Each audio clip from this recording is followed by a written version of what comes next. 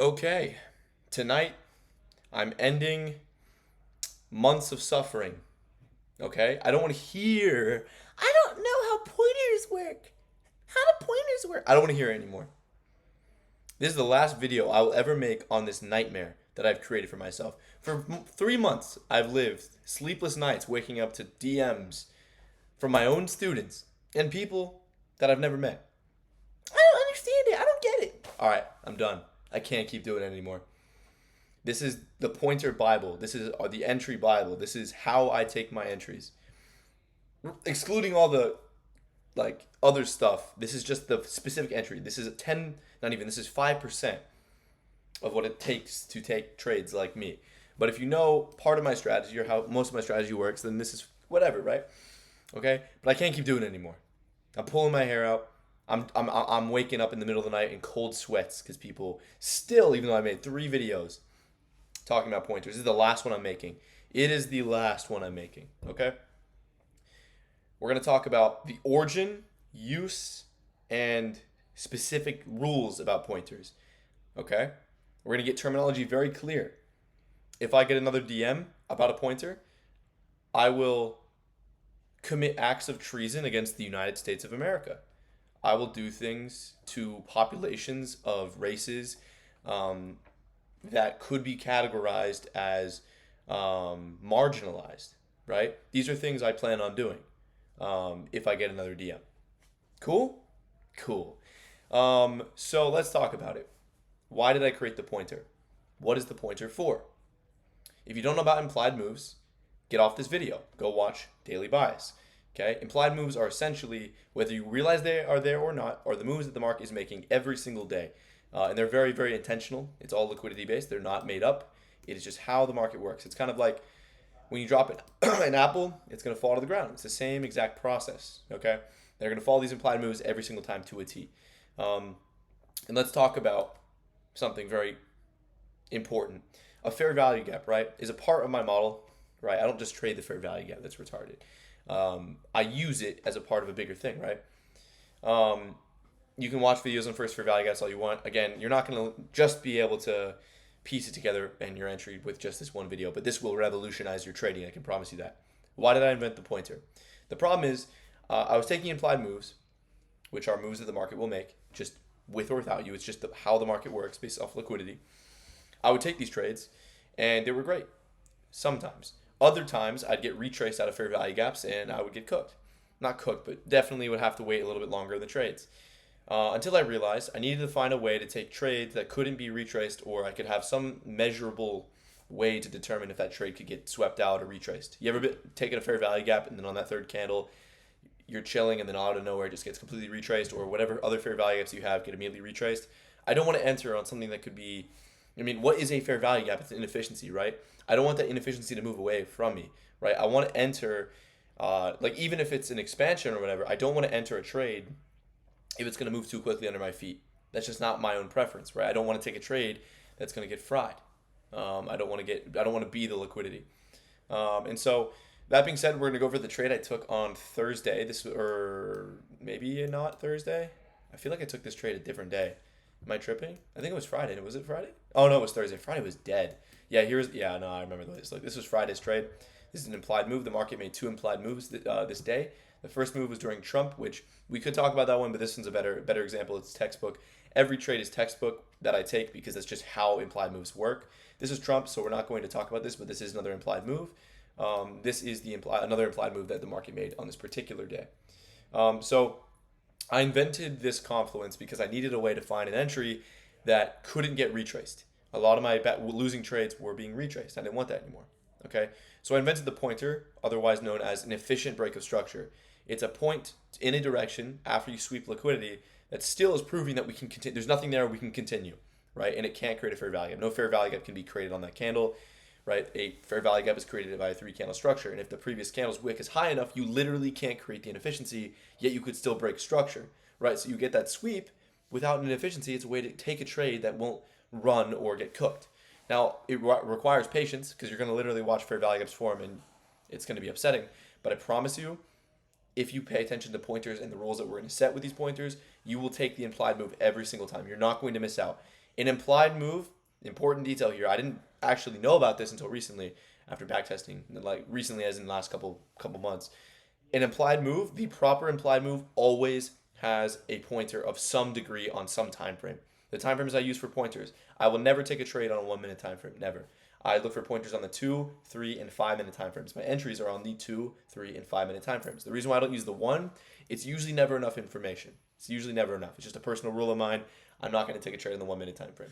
I will think about those pointers forming, but I want to see it translate up time frames. This is a topic I talk about all the time. Low time frame alignment with a higher time frame, using 1, 2, and 3, and 5 with like a 15, or 1, 2, and 3, and 5. Some way of aligning your time frames so that your confidences move up for validations and move down for invalidations, right? You want to make sure that you're validating in your favor and also getting out at a reasonable time frame. If you get in at a 5 minute and out in a 5 minute, usually you're too late.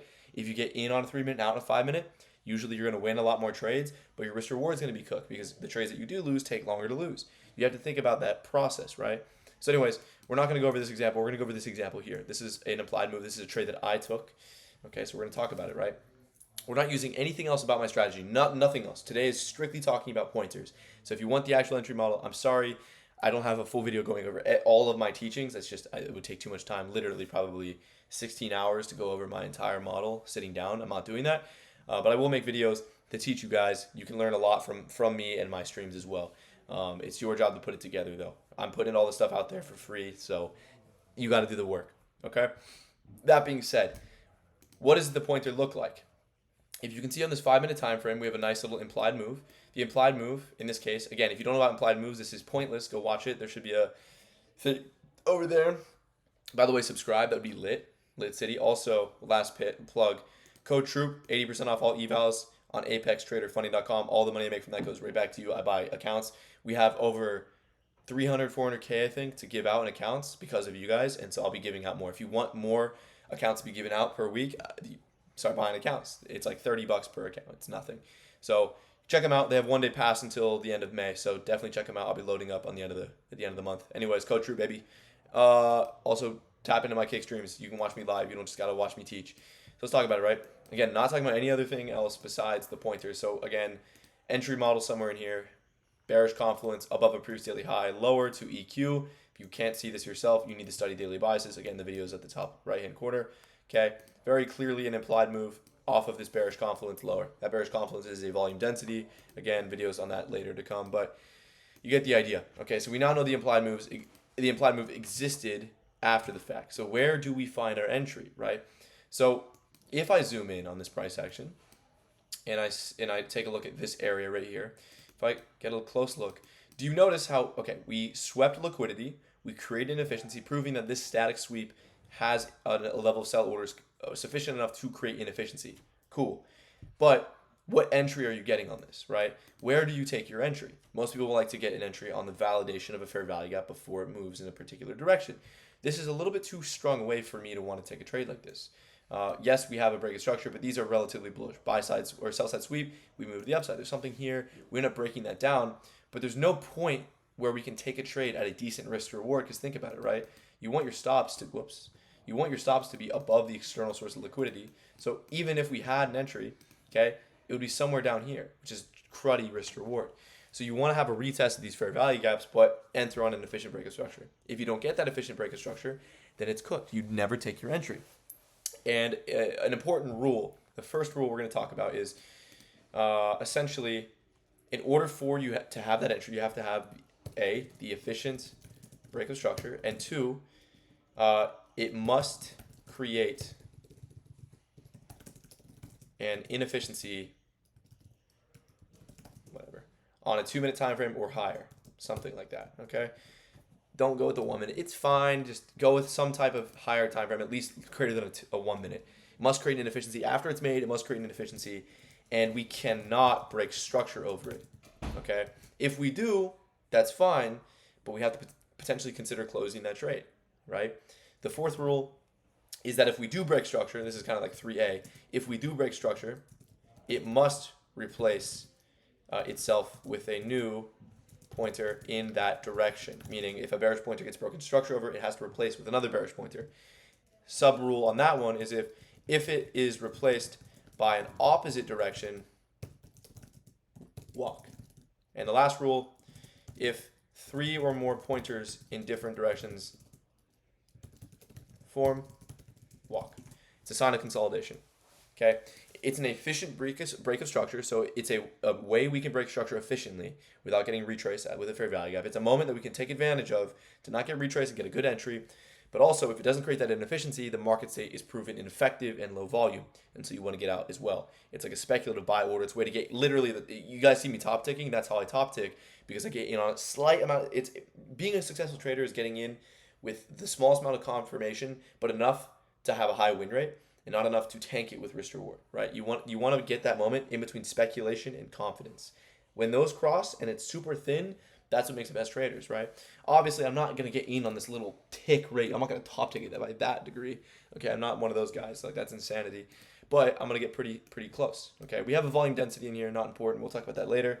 And there's first fair value gap theory, which, again, I'll do the mathematics behind that real quick, just so I can have a little bit more to talk about with this, about where we're taking our entry, because obviously I use first fair value gap theory, a theory that I invented as well. In this case, I think there was one. I remember there being something above me, actually. I think. Yeah, I'm pretty confident there was something above us. Inverses, I think. I remember most of the price action I trade. I believe there was inverses over here. I could be wrong. So there was something here I remember us tapping into. Was it inverses? It must have been. I don't know. Not important. Where was I? Back over here. Okay. If I go to the 3-minute time frame, we'll just use a 3-minute first fair value gap in this particular instance. We have our order block. We have our first 3-minute first fair value. Oh, my settings are cooked. Probably from teaching this weekend. Boom, boom, boom. Okay, we'll just use the 3-minute. I don't want to spend too much time talking about first fair value gap theory. If you have not watched that video, dude, it's free sauce, boys. It's free sauce. Anyways, first fair value. Where do we find an entry? Okay. Well, there's multiple ways to find that entry. There's multiple various ways to find that entry. A pointer is an efficient break of structure that it breaks structure over some relative lower high that validates a sweep. A sweep in one direction with an internal break of structure. It's not super amazing. It's not like, okay, we are creating fair value gap. It's just enough to find that little moment. And combined with first fair value gap theory and a bunch of my other confluences that I use and have invented, it's incredibly effective. You can see we have a buy side sweep. Test of this first fair value, test of this volume density from all the way back here.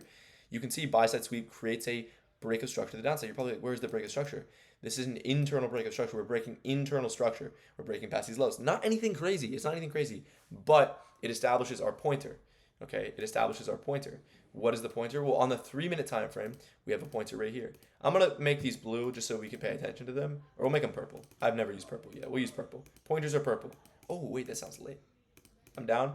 And we'll turn down the opacity a little bit so we can write this in. This is our 3-minute pointer. Okay. Once you have the pointer, you have the ability to take trades. This is where you use low time frame alignment and make sure that lower time frames create the inefficiencies. Anything past the 3-minute pointer, fair game as long as we're creating inefficiencies, right? You want to see it stay below, in this case, below the pointer. It's an efficient break of structure you can get in on, right? You can start queuing buy orders, queuing those orders, as long as we create those inefficiencies. You also want to see that translation of the pointer on other time frames, right? You want to see that efficient break. You can see it's the same model here. We have a 2-minute here as well there. And then I'll go to the 5-minute. You can see we had a 5-minute as well, right? So it's a 3 and 5-minute pointer. Realistically, it's a 2, 3, and 5-minute pointer. So that's a super high confidence pointer. Now, what do we need to follow this pointer? An inefficiency to confirm that entry, right? You want to have that inefficiency form. And you can see while that pointer is forming, you're actually creating an inefficiency on a lower time frame. Bingo. This is how pointers work. You want to create the pointer and create a lower time frame inefficiency. Combine the two. Low time frame, high time frame, 2 time frame alignment, essentially. You get your entry on that higher time frame break of structure with the confirmation of it being a, see, where does that fair value gap start to form? Around 532. When does that pointer close? Around 530. So it is a little bit more speculative, right? It's a little bit more speculative, but we already have the inefficiency. You already have the first fair value gap. You already have that, right? So you're chilling. We did replace that 3-minute, or not replace. We did sweep out on the 2, but didn't confirm on the 3. New order block. So you'd want it to create its own first fair value gap. So you drop to the 1-minute time frame. Does it create a 1-minute first fair value gap? Yes, it does. Does it create a 2-minute first fair value gap? Yes, it does. Never use a 1-minute pointer. Only the 2, 3, and 5s, which are still validations. You can see we're validating a first fair value gap here with an internal break after a buy side sweep. So this is all their buy side sweep, meaning liquidity here with a break. That's everything we need. With a validation of first fair value gap, as long as it creates inefficiencies afterwards, you are good. I will start queuing my orders off of these every single time, no exception. I always queue my orders. If the inefficiency does not form, I exit. It's a speculative buy order, and you can see it is quite literally as almost top tick as you can get. Okay, and then you want to see that form on the lowest time frame possible, and that translation from the 1 to the 2, whatever. The first fair value gap that formed after the pointer was on the 2-minute time frame. It looks like 2-minute time frame. Right here, right there's that 2-minute first fair value gap. This is all good. Your stops are going to be super tight. Once the pointer forms, you can step back. Now here's the problem with pointers. A lot of people will use pointers, these efficient breaks of structure, incorrectly when price is around a consolidation area like price was in here, right? You'll see all these pointers. If I do a good example is, we'll go over this trade itself. You can see it's actually the start of the implied move. Like I said, every implied move has a pointer somewhere on some time frame. It has to. It's like a moment. Think about it, right? A reversal is some absorption of liquidity above the current external source, right? So you're tapping that liquidity. It's like price stalls. So it's going to create that. It's like a little bit of a lighter break of structure. It's still important because that's what pulls in. That's what confirms direction, right? It's kind of like a little bit of a stall, a little bit of a gear shift. It's not perfectly inefficient, and that's why it's beautiful, because most people aren't taking those entries.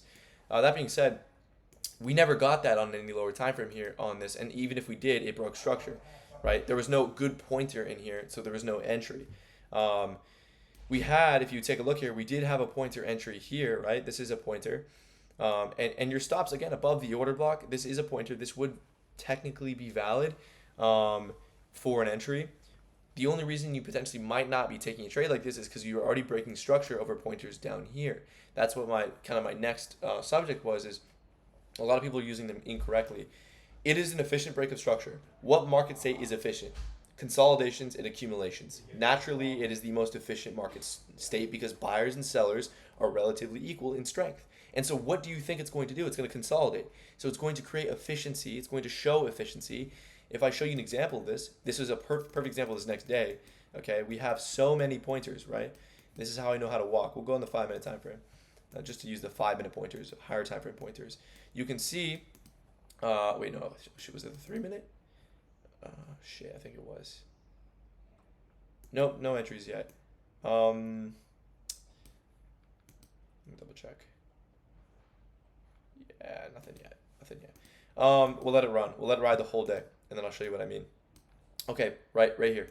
Pointer break of structure, validation. This is technically an implied move. We're already on EQ. This is a perfect example. We're already on EQ. We know we're going to consolidate. We know how Friday worked anyway, so obviously that's going to happen. But if you zoom in here, right, even the 5-minute pointer, the rule is if we break structure over this pointer, right, if we break structure over that pointer, it has to be a full candle close, then it is invalid, right? And notice how we replaced that pointer with another pointer down here. Then we broke structure on that yet again. So we're breaking structure over multiple pointers, and we're replacing them with oppositely signed pointers. We have an oppositely signed pointer right here, right? So we replace this guy and this guy with an oppositely signed pointer. Not good. Buy side sweep with an internal break pointer, and then it's replaced by another pointer. Do you see how this right here, we buy side sweep and a pointer, so that's very bearish, immediately gets broken structure over and replaced with a bullish pointer. High sign of consolidation. They are efficient breaks of structure. You have to use them when they're applicable, meaning at the top and bottom of external range liquidity when you're going from a consolidation to an expansion, which is the hardest part, because remember, it's an efficient break of structure, so you have to kind of wait on the speculative buy order or speculative sell order. If you're taking a buy off of a consolidation or a sell off of a consolidation, you have to wait for that moment to happen and kind of just feel it out. It really does suck. It's very, very, very difficult to do, and you will be on the market all day. When it's best used is when you're already at an external range liquidity, like an expansion or like a retracement, and you retrace from that or retrace up from there, from those external sources, retrace lower, retrace higher. That's a really helpful use case of a pointer. You can use them in consolidations. That's not to say you can't. It's the same exact process. It's just you're going to be on the market way longer trying to wait for a valid pointer. When they stop replacing the pointers, like our rule says, first of all, if 3 or more pointers break in different if 3 pointers break or form in different directions, you walk for the day. it's a preemptive form of consolidation. Well, I can just show you in real time this rule playing out. Our first pointer, we're just using the 5 minute time frame. This is not even considering the 3 minute time frame. We're just using the 5. If I just outline the first 3 pointers in here, we'll go 1, 2,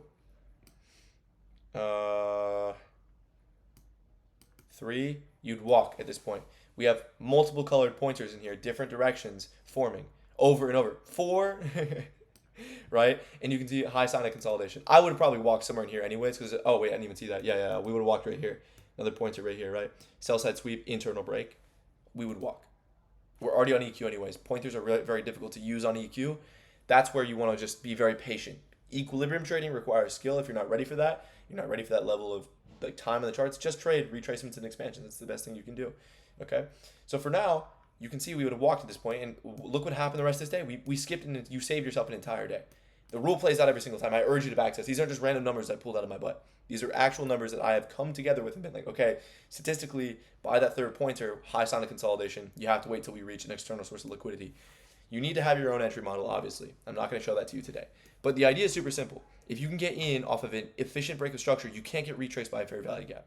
As long as you, after that efficient break, it's like a stall. After that efficient break, then you make inefficiencies, boom, bingo. Low time frame inefficiencies, higher time frame pointer. Not really higher time frame, okay? Don't use any more than a 5 or 15. It's useless past that point. But we had a 2, 3, and 5 minute pointer that then created the inefficiency off of a first fair value gap, off of a volume density, off of an order block, off of bias, taking out all this low resistance liquidity, right? You can also target pointers as well. You can target pointers in here for take profits. But for now, we'll talk about that in another video when it comes to external range liquidity. But the rules are this, okay? It's an efficient break of structure, meaning it's showing there's liquidity there. It must create an efficiency right after in order for it to be a valid pointer entry, okay? And we can't break structure over it. And if we do break structure over it, it has to replace with the same sign. So down here, you can see we had a bullish pointer and then a bearish pointer. So it fails that rule. We would walk at that point, okay? If it replaces it with the opposite sign, you walk. If 3 break or 3 replace, you walk. It is an efficient break of structure. It is as simple as that. It cannot get any more simple than this. These are the rules for pointers. These are how they work. I call them pointers. This is more origin. I call them pointers because it's where my eyes go when I'm looking for an entry. That's all it is. I'm pointing to where I would potentially find entries if we create inefficiencies on lower time frames and prove that there's volume there that we can sustain to the downside. Now, if it fails, what is that telling me? That we're efficient at this level of price action. We either need to go higher to another source of external range liquidity, or, you guessed it, we're consolidating. It's literally that simple. It is that simple. Sorry, like, I don't know how we've been this confused about it. That's it, son. It is that easy. I promise you. Incorporate this, learn how to use efficient breaks of structure, and they will change your life. I guarantee you. Bye-bye, troop.